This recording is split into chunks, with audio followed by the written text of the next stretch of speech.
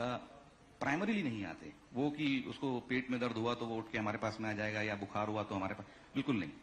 वो हमारे पास तब पहुंचता है जब वो कई जगह पे दिखा चुका होता है, कई जगह पे वो ट्रीटमेंट ले चुका होता है, कई जगह पे वो भर्ती हो चुका होता है, और जब चीजें कंट्रोल से बाहर होती हैं तब वो हमारे पास पहुंचता है। नेचुरली जब तक कि वो हमारे पास पहुंचता है तो वो दो चीजों से डेफिशिएंट हो जाता है, पैसे से भी और समय से भी। और हम लोगों के लिए उस पर्टिकुलर मोमेंट में चीजों को संभालना बड़ा डिफिकल्ट रहता है। हम अपने पेशेंट्स और पेशेंट्स के रिलेटिव को हमेशा ये कन्विंस करने की कोशिश करते हैं, बताते भी हैं कि we are playing from the same team. आप और हम एक ही टीम से खेलने वाले हैं और हम दोनों का उद्देश्य एक ही है कि आपका पेशेंट ठीक हो। उस सर्कमस्टेंसेस में उनका भरोसा हम पे, उनका पेशेंस समय पे और उनका खर्चा अपने पेशेंट पे करना बहुत जरूरी रहता है। अनफॉर्चुनेटली यही सब चीजें जब क्षण के बाहर आती हैं तो ऐसा लगता है कि भाई फलां अस्पताल में गए, एक दिन में 1 लाख का बिल बन गया। उसके इन डेप्थ में कोई जाने की कोशिश नहीं करता कि भाई वो 1 लाख रुपए लग क्यों गए या उस 1 लाख रुपए से क्या हासिल हुआ। तो सर मैं ये बताना चाह रहा हूं कि और बल्कि अपील करना चाहूंगा, बहुत अच्छा एक प्लेटफॉर्म है, खासकर मीडिया को तो मैं अपील करना ही चाहूंगा, थोड़ा सा एक सिंपैथेटिक नजरिया अस्पतालों के लिए, डॉक्टरों के लिए होना चाहिए। पब्लिक को भी, एडमिनिस्ट्रेशन को भी, मीडिया को भी। हमारी बातें बहुत बार आपने बहुत अच्छा मंच दिया है हमको आज ये अपनी भावनाओं को एक्सप्रेस करने के लिए। थोड़ा सा सिंपैथेटिक एटीट्यूड अगर रहेगा तो मुझे लगता है, क्योंकि इन जनरल आप देखेंगे ना तो हम सभी का जो पर्पस है, as a doctor also, as a human being also, और आपका भी कि भाई आपका पेशेंट ठीक होना चाहिए, उसका रिजल्ट अच्छा आना चाहिए, इतना। लेकिन आपको समझना होगा कि आज की डेट में चूंकि मेडिकल फैसिलिटीज एडवांस भी हुई हैं, अवेलेबल भी हुई हैं, तो नेचुरली महंगी भी हुई है। आप खुद ही याद करो, जब हम छोटे थे, आप जब छोटे थे तो सिनेमा हॉल का टिकट 5 रुपए का बालकनी होता था। बिल्कुल सही। आज की डेट में 1000 की भी टिकट आती है, पॉपकॉर्न 200 रुपए का भी आता है। तो ये चीजें हुई हैं, तो वैसे ही हेल्थ फैसिलिटीज भी महंगी हुई हैं। तो लेकिन एक चीज जो मैं खासकर पब्लिक भी जानना चाहती, जो श्रोता है हमारा मौजूद, वो भी ये जानना चाहते हैं कि जिस तरह से मरीज की आखिरी उम्मीद डॉक्टर ही होते हैं, जब मरीज सब तरफ से हार जाता है, वो अपने घरेलू इलाज भी कर लेता है, अपने मोबाइल फोन, इंटरनेट के जरिए भी सारी चीजें देख लेता है, फिर भी वो जब थक हार जाता है तो अच्छे से अच्छे डॉक्टर्स ढूंढने की कोशिश करता है और वो पहुंचता भी है डॉक्टर्स के पास। लेकिन जब इलाज के बाद वो देखता है, या इलाज और इलाज जब वो देखता है, तो आपको ऐसा क्यों लगता है कि वो प्रीजुडियस जो शब्द आपने इस्तेमाल किया था वो आपको नजर आने लगता है? और दूसरी बड़ी बात, वो आपको ऐसा क्यों समझता है और इसे किस तरीके से दूर किया जा सकता है इस ब्रांच में? सर, ये जो नोशन है, जो पब्लिक प्रेजुडाइज रहती है या शक की निगाहों से देखती है अस्पतालों को और डॉक्टरों को, ये मल्टीफैक्टोरियल है। इसके लिए कोई एक चीज जिम्मेदार नहीं है, और ये सालों के बाद डेवलप हुआ है। आप एक समय हुआ करता था जब डॉक्टर ने जो बोल दिया, डॉक्टर को भगवान का दर्जा, आज भी बोलते हैं कि आप भगवान के बरोबर हैं, हम उनको बोलते भी हैं कि हमको इंसान रहने दीजिए, भगवान तो नहीं है। बट हाँ, वो जो एक इमेज क्राइसिस हमारी मेडिकल फ्रेटर्निटी को हम आज जो फेस कर रहे हैं, उसके पीछे बहुत सारे फैक्टर्स हैं। आप भी समझते होंगे उन चीजों को। बट कैसा होता है सर कि जहां पे फाइनेंसेस इन्वॉल्व होते हैं, और नेचुरली प्राइवेट हॉस्पिटल में फाइनेंसेस एक बड़ा इंपॉर्टेंट फैक्टर रहता है। आज की डेट में अगर हम अपने अस्पतालों को फ्री चलाना शुरू कर दें, तो मुझे ऐसा लगता है कि हम 6 महीना साल भर में वो इमेज जो लुटेरे हैं डॉक्टर या पैसे लूटते हैं या अस्पताल महंगा, वो शायद खत्म हो जाएगा।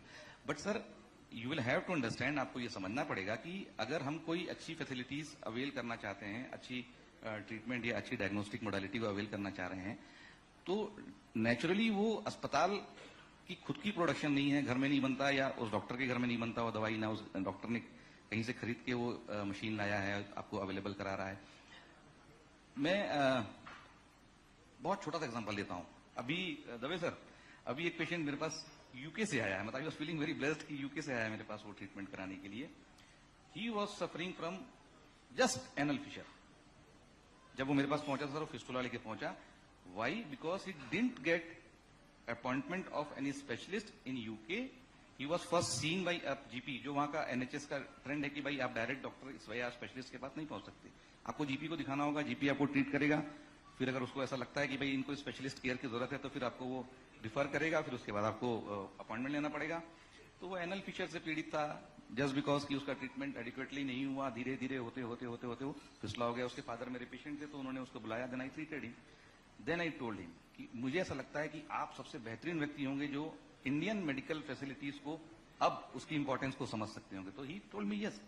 ये एक डिफरेंस है सर। निश्चित रूप से डॉक्टर साहब, आपने जिस तरह से जवाब दिया है और जिस तरह से बताया है, उससे एक चीज बहुत क्लियर है कि लोगों के मन में, खासकर जो मरीज और मरीज के परिजन है और जो समाज हमारा है, उनके मन से ये भ्रांति दूर होना चाहिए कि डॉक्टर्स जो है वो वाकई में आखिरी उम्मीद है तो क्यों है, ये समझना वाकई में सब लोगों को बेहद जरूरी है।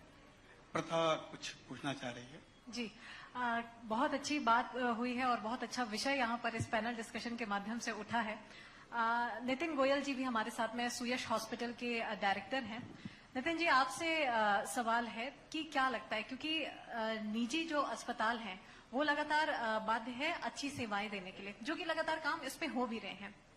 अक्सर ये भी देखा जाता है कि जब मरीजों का इलाज वहां पर होता है तो दवाइयों को लेने के लिए कहीं ना कहीं वो बाध्य होते हैं उसी पर्टिकुलर हॉस्पिटल के क्लिनिक से, उसी मेडिकल से, सॉरी। तो इसको कैसे दूर किया जा सकता है और क्या लगता है ये कैसी स्थिति रहती है? क्या इसके लिए कोई और कदम नहीं उठाए जा सकते? सबसे पहले तो मैं एशियन न्यूज का बहुत बहुत धन्यवाद करूंगा कि आपने हमें यहाँ बुलाया। मेरे सीनियर्स को मैं प्रणाम करना चाहूंगा और सभी को अभिवादन। आपने ये जो प्रश्न उठाया है ये बहुत रिलेवेंट है, क्योंकि किसी भी पेशेंट के ट्रीटमेंट में एक मेजॉरिटी ऑफ द कॉस्ट जो होता है वो फार्मेसी का कॉस्ट होता है। आमतौर पे हम लोग देखते हैं कि मेनी टाइम्स अगर पेशेंट मेडिकल पेशेंट है, सर्जिकल पेशेंट में तो फार्मेसी का एक्सपेंडिचर कम रहता है, इन मेडिकल पेशेंट में many times 50 to 60% of the bill जाता है। पहले ये ऐसी स्थिति थी कि जो भी प्राइवेट हॉस्पिटल्स या नर्सिंग होम्स थे तो उन्हीं की फार्मेसी में मेडिसिन लेना एक प्रकार से अनिवार्य हो जाता था। और शायद मेरे ख्याल से ये भी था कि क्योंकि पेशेंट हॉस्पिटल के अंदर एडमिटेड है, वहां पर उसकी फैमिली है, तो उसके लिए बहुत ज्यादा वो कंफर्टेबल भी हो जाता है। क्योंकि अगर पेशेंट एडमिट है उसको मेडिसिन हर कुछ घंटों में मेडिसिन देनी पड़ती है, तो प्रैक्टिकली अगर अपन देखें तो पेशेंट्स का बाहर जाकर के मेडिसिन को लेकर के आना, फिर पेशेंट को वहां पे हॉस्पिटल में उन मेडिसिन से ट्रीटमेंट करना एक प्रैक्टिकल वे में संभव नहीं हो पाता है। समय पे वो दवाइयां शायद ना मिल पाए।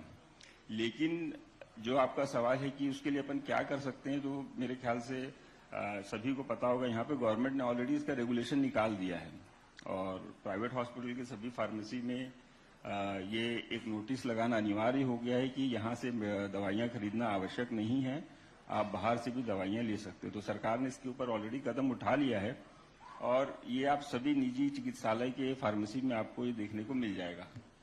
सेकंड, इसके अंदर में ये भी है कि पहले ऐसा हो सकता है कि ऐसा होता हो कि फार्मेसी में आपको मेडिसिन वहीं से लेने के लिए कहा जाता हो, लेकिन अगर आप majority of the multi speciality या नर्सिंग होम्स में जाएंगे तो अभी ऐसी बाध्यता किसी भी मरीज या उसके रिलेटिव को नहीं है। जी, मैं एक चीज ऐड करना चाहूंगा प्रसाद जी। ये मेडिकल स्टोर जो इन हाउस हॉस्पिटल्स में बनाने का जो ट्रेंड चालू हुआ या जो ट्रेंड है अभी आज की डेट में, इसका आप दूसरा एस्पेक्ट देखिए। पब्लिक को हमेशा लगता है कि भाई डॉक्टर बोलता है कि आप मेरे ही मेडिकल स्टोर से मेडिसिन खरीदिए, इसमें इसका फाइनेंशियल इंटरेस्ट है। ट्रू, समझ गया। पर आप दूसरा एस्पेक्ट ये देखिए, ये किया क्यों गया। आपको, मुझे तो याद है हमारे बचपन में कैसे हॉस्पिटल्स हुआ करते थे और कैसे ट्रीटमेंट हुआ करते थे। पहले मैक्सिमम हॉस्पिटल्स गवर्नमेंट के होते थे, हम गवर्नमेंट हॉस्पिटल में जाकर ट्रीटमेंट कराते थे। एट द मोस्ट उस गवर्नमेंट हॉस्पिटल में बैठने वाले डॉक्टर शाम को क्लिनिक्स में बैठा करते थे और उनका ट्रीटमेंट हम लेते थे। वो टेस्ट लिखते थे, हम कहीं जाकर टेस्ट कराते थे, फिर हम वो रिपोर्ट लेने, सुबह टेस्ट कराए, शाम को हम रिपोर्ट लेके आते थे, फिर हम दिखाने आते थे, फिर वो दवाई लिखते थे, फिर हम किसी और मेडिकल्स में जाते थे, वहां से मेडिसिन लेके आते थे। तो एक छोटी सी बुखार की तकलीफ के लिए मुझे दिन में 2 बार 3 बार यहां से वहां जाना, उधर से उधर जाना। अब ये मेडिकल स्टोर्स खोला क्यों गया? आपको एक ही छत के नीचे सारी फैसिलिटीज अवेलेबल कराने के लिए कि भाई आप एक बार अस्पताल में आप अंदर घुसते हैं तो डॉक्टर से मिलने से लेके, सारे इन्वेस्टिगेशन से लेके, सारे ट्रीटमेंट से लेके, सारे मेडिसिन से लेके आपको एक ही छत के नीचे अवेलेबल होगी। आप ये समझो, मैं बोलता हूं हम एक काम करते हैं, हम एक दिन के लिए सारे अस्पतालों के मेडिकल स्टोर बंद कर देते हैं। ठीक, लेट अस स्टार्ट ट्रीटमेंट। हम करते हैं ट्रीटमेंट सब पेशेंट्स का। आप पाएंगे उस दिन हाहाकार मच जाएगा। कोई पेशेंट अगर अस्पताल में एडमिट है जिसको हर 2 घंटे में, 6 घंटे में, 8 घंटे में मेडिसिन लग रही है, वो कितने बार दौड़ेगा, वो कितने बार जाएगा, कहां कहां जाएगा। तो ये एस्पेक्ट को आपको समझना बहुत जरूरी है कि भाई ये आपके लिए खोला गया है, आपकी सुविधा के लिए खोला गया है। दूसरा, अगर आपको ऐसा लगता है, अब खासकर रायपुर शहर में बैठ के हम लोग इस डिफिकल्टी को बड़ा स्ट्रांगली फेस करते हैं। इन जनरल जो भी पेशेंट पहुंचते हैं उसका कोई ना कोई जो मेडिकल कॉम्प्लेक्स है उसमें उसका कोई परिचित होगा, भाई हम ये दवाई हम ले आते हैं, ये मेडिसिन हम ले आते हैं, ये इम्प्लांट हम ले आते हैं, हमारे फलाना दोस्त हैं, हम कभी मना नहीं करते। आप मुझे बताओ, आप आपके इस सरोवर में मैं आऊं और बोलूं दाल मैं घर से लाऊंगा, आपका दाल अच्छा नहीं है, अलाउ करोगे आप? पॉलिसी की मैटर, इट्स पॉलिसी मैटर। मैं बोलूंगा नहीं, आपकी चाय तो 150 रुपए की है, मैं अपने घर में फ्री में ला सकता हूं, मैं अपने थर्मस में भर के लाऊंगा, चाय तो अपने घर की पीऊंगा। Will you allow us? No, exactly yeah, this is all part and parcel of this. मैं मान गया कि भाई चूंकि ये मानवता से रिलेटेड है, हमने सब फ्रीडम दिया हुआ है। कल वो बोलेगा मैं डॉक्टर भी बाहर से लाऊंगा, मैं केवल आपके बिस्तर में लेटूंगा। अक्सर ये देखा गया है कि कई बार बाध्यता भी हो जाती है, उन्हें बाध्य कर दिया जाता है कि उसी पर्टिकुलर मेडिकल से ही उन्हें दवाइयां लेनी होती है। तो कई बार कुछ चीजें और जो सिचुएशन है वो कुछ बदल जाती हैं। हमारे साथ में सिन्हा जी भी मौजूद हैं, न्यूरोलॉजिस्ट है नारायणा हेल्थ रायपुर से। डॉक्टर सिन्हा जी, आपसे एक सवाल है कि अभी वर्तमान के समय में अभी देखा जा रहा है कि जो न्यूरोलॉजिकल जो डिसीज है वो काफी ज्यादा कॉमन हो गई है। ब्रेन हेमरेज, ब्रेन ट्यूमर, ऐसी चीजों की शिकायत लगातार लोगों को बढ़ती चली जा रही है। इसे आप अभी कैसे देखते हैं, क्यों ये बढ़ता चला जा रहा है? और छत्तीसगढ़ की राजधानी रायपुर की अगर बात करें तो यहाँ पर जब मरीजों को तकलीफ होती है तो उनके लिए कितने ऑप्शन फिर अवेलेबल हैं इसके इलाज के लिए? न्यूरोलॉजिकल बीमारियां निश्चित रूप से बढ़ रही हैं, लेकिन उसके पीछे कारण मुझे लगता है कि अन्य बीमारियां जिम्मेदार हैं, जैसे कि डायबिटीज बढ़ रहा है, हाइपरटेंशन का जो प्रॉब्लम है बढ़ता चला जा रहा है। इसके साथ में स्ट्रेस एक महत्वपूर्ण कारण है। जिन कारणों से हार्ट की प्रॉब्लम बढ़ती है, उन्हीं कारणों से लगभग ब्रेन की बीमारियां भी बढ़ती चली जाती हैं। जैसे स्ट्रोक की समस्या है, वो बेसिकली अधिकतर पेशेंट्स में देखें अगर तो डायबिटीज और हाइपरटेंशन की वजह से होती है। और डायबिटीज और हाइपरटेंशन आपको पता ही है कि बहुत तेजी से बढ़ रहा है, और हमारा देश ऐसे भी डायबिटीज कैपिटल के नाम से भी जाना जाता है। तो निश्चित रूप से आप सही कह रही हैं, इसके पीछे कारण यही है, स्ट्रेस मोस्ट लाइकली मैं समझता हूं। कॉम्पिटिटिव एनवायरनमेंट है जो सभी लोगों के बीच में, हर फील्ड में कॉम्पिटिशन बढ़ गया है और बहुत जल्दी आगे बढ़ने की सबको जल्दबाजी बनी हुई है, सबके सब जल्दबाजी में है। इसकी वजह से एक तरीके का स्ट्रेस, जो उनके भीतर जो स्ट्रेस हार्मोन्स हैं वो बढ़ते चले जाते हैं। उसकी वजह से बीपी बढ़ता है, हाइपरटेंशन बढ़ता है और तरह तरह की बीमारियां बढ़ती हैं। बहुत बार की जब आप अपेक्षा के अनुरूप सफल नहीं हो पाते हैं तो एक गिल्ट पैदा होता है शरीर के अंदर में, तो उसकी वजह से जो नेगेटिव चीजें हैं उस बॉडी के भीतर वो बढ़ने लगती हैं, तो अपने आप में ही वो उसकी इम्यूनिटी प्रभावित होने लगती है, जिसकी वजह से और ऑटोइम्यून डिसऑर्डर्स भी बढ़ते चले जा रहे हैं। बहुत सारे ऑटोइम्यून डिसऑर्डर्स के पीछे ये स्ट्रेस रिस्पॉन्सिबल है। इस वजह से हम देखते हैं कि आजकल ऑटोइम्यून डिसऑर्डर्स बहुत तेजी से बढ़ रहे हैं, है ना। नॉन कम्युनिकेबल डिसऑर्डर्स में एक ऑटोइम्यून डिसऑर्डर्स बहुत इंपॉर्टेंट एंटिटी बन गई है आजकल। तो बिल्कुल सही कह रहे हैं आप कि न्यूरोलॉजिकल बीमारियां बढ़ रही हैं। मैं कहता हूं सारी बीमारियां बढ़ रही हैं लगभग, न केवल न्यूरोलॉजिकल बीमारियां, और उसके पीछे यही सब कारण जिम्मेदार हैं। हमारे साथ में डॉक्टर आशीष कुमार सिन्हा जी भी मौजूद हैं, डायरेक्टर है medical sickle cell institute Chhattisgarh के। सिन्हा जी, आपसे एक सवाल है। सिकल सेल पीड़ितों के लिए लगातार अभी प्रयास हो रहे हैं, ये देखा जा रहा है। छत्तीसगढ़ में भी कई बेहतर और नेक पहल भी की जा रही है, आपके संस्थान में भी लगातार प्रयास यहाँ पर हो रहे हैं। अभी एक बहुत अच्छी पहल झारखंड सरकार ने की है कि जो सिकल सेल जो पीड़ित हैं उन्हें 1000 रुपए बतौर प्रोत्साहन राशि उन्हें दी जा रही है। छत्तीसगढ़ के लिहाज से, चूंकि हम छत्तीसगढ़ के लिए बात कर रहे हैं, तो ऐसे में क्या आपको नहीं लगता कि यहाँ पर भी कुछ ऐसी पहल की जानी चाहिए, और क्या कुछ और कैसे प्रयास हो रहे हैं सिकल सेल पीड़ितों के लिए? सबसे पहले तो एशिया न्यूज 24 को मैं धन्यवाद दूंगा, और स्पेशली जय दुबे जी जो मैनेजर डायरेक्टर हैं इस न्यूज चैनल के। सिकल सेल जो बीमारी है ये अनुवांशिक बीमारी है, और इसके बारे में जो शुरुआत की है यहाँ इस बीमारी को जानने, समझने और इसके सारे चरित्र को जानने के लिए, उसके लिए डॉक्टर पात्रा सर यहाँ पर बैठे हुए हैं। वो पितामह हैं, और उनके सामने मैं कुछ बोलूं वो बहुत ही मेरे लिए गौरव का बात है, और कुछ अगर मैं बोल जाऊंगा सर करेक्ट करेंगे। जहां तक सिकल सेल के लिए बात है तो छत्तीसगढ़ सरकार ने भी काफी प्रयास किए हैं और सिकल सेल डिजीज के लिए जो प्रयास है, सबसे इंपॉर्टेंट चीज है उसका चिन्हांकन, उसका आइडेंटिफिकेशन। अगर आप आइडेंटिफिकेशन यदि नहीं कर पाएंगे तो हम एक्चुअल बर्डन ऑफ डिजीज नहीं जान पाएंगे। उसके लिए बहुत ही अच्छा प्रयास किया जा रहा है। Point of care testing kit हमारे सभी प्राथमिक स्वास्थ्य केंद्र, सामुदायिक स्वास्थ्य केंद्र, जिला अस्पताल, मेडिकल कॉलेज में उपलब्ध है। दूसरा सबसे इंपॉर्टेंट चीज है बचाव, और जहां बचाव की बात आती है तो सबसे बड़ा रोल जो प्ले करता है, हमारे हेल्थ मैन पावर तो काम कर ही रहे हैं, उसके साथ साथ मीडिया का सबसे बड़ा रोल होता है जो बचाव के पक्ष को हमें बताएं कि किस तरह से हम इस जेनेटिक डिजीज से हम बच सकते हैं। जेनेटिक डिजीज से बचने का मतलब है कि हमें प्रचार प्रसार, हमारे क्षेत्र में करीब करीब 10% लोगों में सिकल सेल जीन का प्रसार है। चूंकि ये जेनेटिक डिजीज है, ये माता पिता से उनके बच्चों में ट्रांसमिट होता है। ये कोई छुआछूत की बीमारी नहीं है, ना कोई इन्फेक्शन है। ये केवल माता पिता से उसके बच्चों में ये ट्रांसमिट होगा। तो बचाव के लिए हमें क्लोज मैरिजेस, जो बोलते हैं कि जो ट्रेट हैं, जो वाहक हैं, उन लोगों को शादी करने से बचना चाहिए। शादी से पहले उनका जांच होना चाहिए कि भाई वो वाहक हैं, उनको समझाइश देनी चाहिए, उनको काउंसलिंग की आवश्यकता है। दूसरा इंपॉर्टेंट चीज है कि newborn sickle cell diagnosis, antenatal diagnosis बोलते हैं। हमारे पास ऐसे सुविधाएं हैं जिससे हम पेट में पल रहे बच्चे का भी सिकल सेल स्टेटस जान सकते हैं। आज ये तकनीक है, लेकिन कोई इस पे बात नहीं करता है। तो व्यापक प्रचार प्रसार के माध्यम से जो मीडिया चैनल्स है, इसको पब्लिश करें, इसको प्रमोट करें, लगातार आप लोग टॉक करें। हम भी कर रहे हैं, अपने लेवल से प्रयास कर रहे हैं, लेकिन हमारे पास रिसोर्सेज बहुत लिमिटेड है। तीसरा इंपॉर्टेंट जो वो है एस्पेक्ट है, वो है इलाज का। तो आज की डेट में इलाज के लिए एक ही दवा है, हाइड्रोक्सी यूरिया।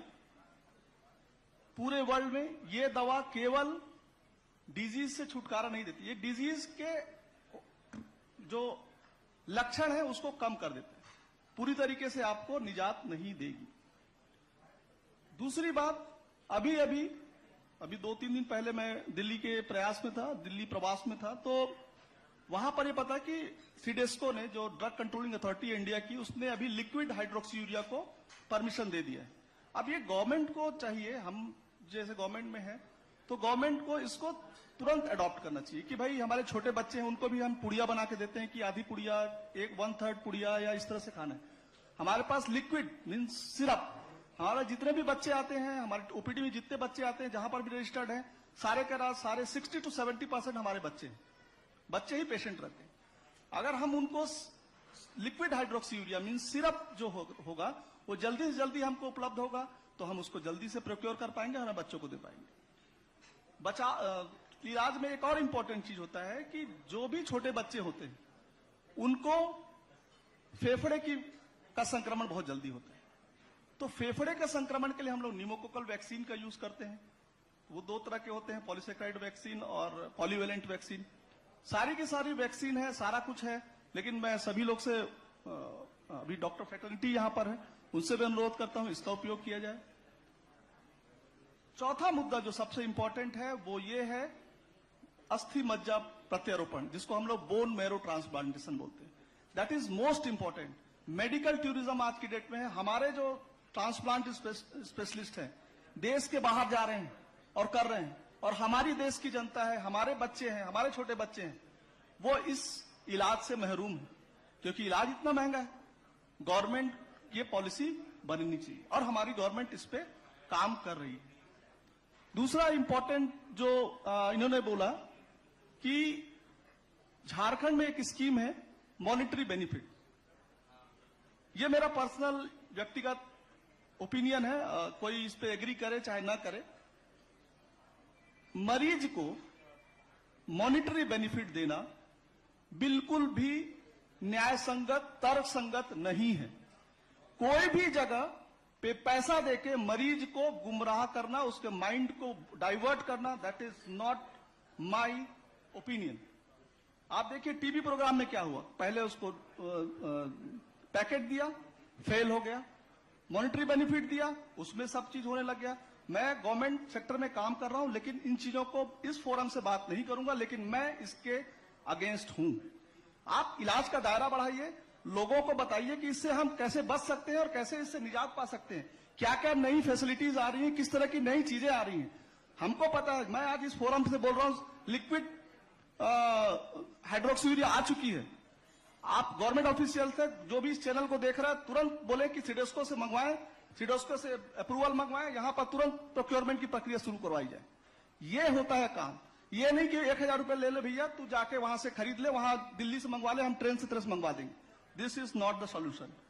आपको यदि स्टेट स्पेसिफिक कुछ काम करना है, स्टेट ऑफिशियल्स हो जो भी है, उनको इस पे एक्शन लेना चाहिए। तो मेरे हिसाब से मॉनिटरी बेनिफिट ठीक है, जो हेल्थ सिस्टम को स्ट्रेंथन करने की कोशिश कर रहा है उनको आप मॉनिटरी बेनिफिट दीजिए। आंगनवाड़ी सहायिका है, मितानिन्स है, really they are working for us, we are appreciating this. Sir बैठे हैं, आलोक शुक्ला सर, इन्होंने बहुत अच्छा कॉन्सेप्ट दिया, मितानिन का कॉन्सेप्ट इन्होंने ही स्टार्ट कराया। मैं उनको तहे दिल से धन्यवाद देता हूं, क्योंकि कम्युनिटी मेडिसिन का मैं स्टूडेंट रहा हूं, तो सर का मैं हर काम को बहुत बारीकी से एनालिसिस करता था। तो वो तो मैं व्यक्तिगत राय से बोलता हूं, ये ठीक नहीं है। बट जो मैंने 4 सुझाव दिए हैं, मैंने ऊपर भी इस चीजों को कम्युनिकेट किया है और हमेशा करता रहूंगा। और सिकल सेल के बारे में डॉक्टर पात्रा जो पितामह है, मैं सैल्यूट करता हूं। सर ने आप बहुत ही अच्छा इनिशिएटिव लिया यहाँ पर, और आज इस मुकाम पे हम पहुंचे हैं कि हम इस बीमारी के सभी एस्पेक्ट को कवर करने की गवर्नमेंट सेक्टर से कोशिश कर रहे हैं। सर नमस्ते सर, मैं कोई अपना साहू काश फाउंडेशन से काजल सचदेव हूँ।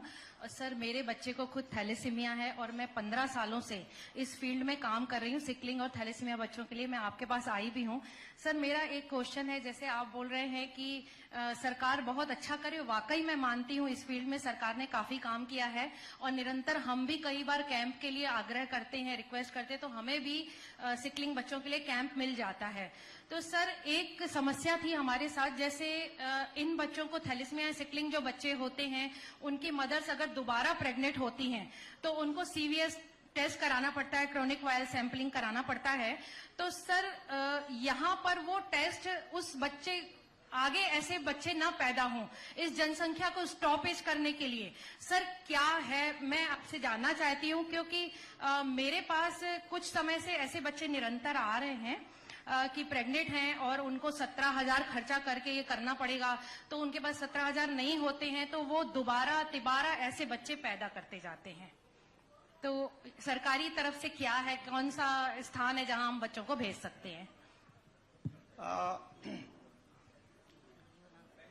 ये जो आप न्यूबॉर्न एंटीनेटल डायग्नोसिस की बात कर रहे हैं, जी, इस आपने मुद्दे बहुत ही पे सही हम मुद्दा आपकी उठाया है। प्रतिक्रिया लेंगे। पात्रा जी भी कुछ कहना चाह रहे हैं, तो सर। पहले उनसे सुन लेते हैं। ये बहुत ही इम्पोर्टेंट क्वेश्चंस है, क्योंकि जो प्रीनेटल डायग्नोसिस है, मैडम के जो कंसर्न है बिल्कुल वो उनकी इमोशनल कंसर्न है, लेकिन इसमें एक टेक्निकल हर्डल्स है, क्योंकि उसके करना कोई डिफिकल्ट नहीं है। यहाँ रायपुर मेडिकल कॉलेज में हो जाएगा, फैसिलिटीज उपलब्ध है, लेकिन उसके जो डाटा एनालिसिस है, it needs a very highly specific expertise. तो वो हम लोग, ये भारत सरकार भी इसमें सहमत है, जितने भी एक्सपर्ट उनके बोल रहे हैं, तो 1-2 जगह में कंसंट्रेट किया जाए, सो दैट डाटा गलत ना हो। देखिए जैसे जुडिशरी में है ना, कोई सही लोग पनिश ना हो जाए, उसी टाइप का हमारी जो बच्चे है, क्योंकि ये मेंडेलियन रिसेसिव डिजॉर्डर्स है, दोनों जीन सब बच्चे में आ जाता है ना, तभी हो जाएगा सोता है, थैलेसीमिया हो चाहे सिकल सेल हो। किंतु एक मानो ट्रेड को हम होमोजाइगस कर दिए तो बहुत बड़ा ब्लंडर हो जाता है पेरेंट्स के लिए। कोई भी पेरेंट्स के लिए अपने बच्चे सबसे प्रेशियस होता है। सो डायग्नोसिस जो इंटरप्रिटेशन वो बहुत इंपॉर्टेंट, इसीलिए बहुत जगह में हम लोग उसको डिस्करेज कर रहे हैं। गवर्नमेंट भी ये चीजें रियलाइज की, क्योंकि गलत ना, और बहुत इजी है ये पुल होके सब, यहीं से रायपुर में हमारा कलेक्शन होके सैंपल चला जाता है, वो करके भेज देता है। थोड़ा डिफिकल्ट है, लेकिन उसमें तो ये पेन लेना पड़ेगा मैडम, इट्स वेरी डिफिकल्ट। इसको इतना इमोशनली नहीं, इसके फटाफट उसको डायग्नोसिस कर दे। जी डॉक्टर सिन्हा जी आप कह अच्छा, रहे थे। निश्चित रूप से एक बात तो समझ में आती है कि अभी तक जो पैनल डिस्कशन में अब तक जो चीजें आई है, सरकारी योजना माध्यम से आयुष्मान योजना जब शुरू हुई थी, मेरा ख्याल है 2008 में ये राष्ट्रीय स्वास्थ्य बीमा योजना RSBY के नाम से शुरू हुआ था। फिर उसके बाद 2013 में चालू हुआ था। शायद मनमोहन सिंह जी ने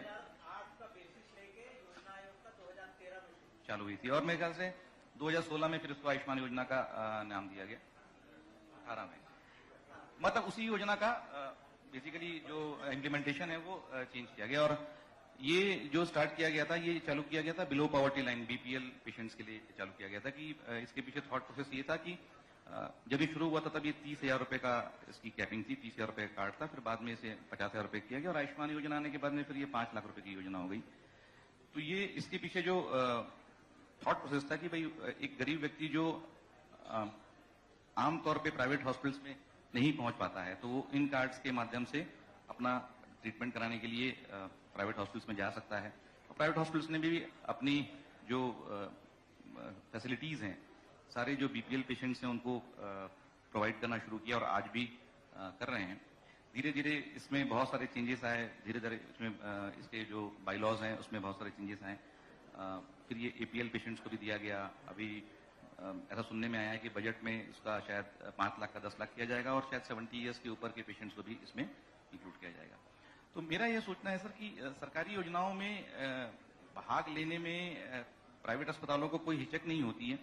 कुछ लॉजिस्टिक जो दिक्कत होती हैं इसके इम्प्लीमेंटेशन में, वो मुझे ऐसा लगता है कि जो कागजी कार्रवाई है या जो रेन्यूमरेशन को पेमेंट करने में जो दिक्कतें होती हैं, ये सारी चीजें अगर सुधार ली जाएं, टाइमली जो कमिट किया जाता है कि भाई किसी भी योजना का जो रेन्यूमरेशन है वो इस टाइम फ्रेम में प्राइवेट अस्पतालों को दिया जाए, तो मुझे लगता है कि ये एक बहुत हेल्पफुल रहेगा प्राइवेट हॉस्पिटल्स को अपने लेवल पे मैनेज करने में।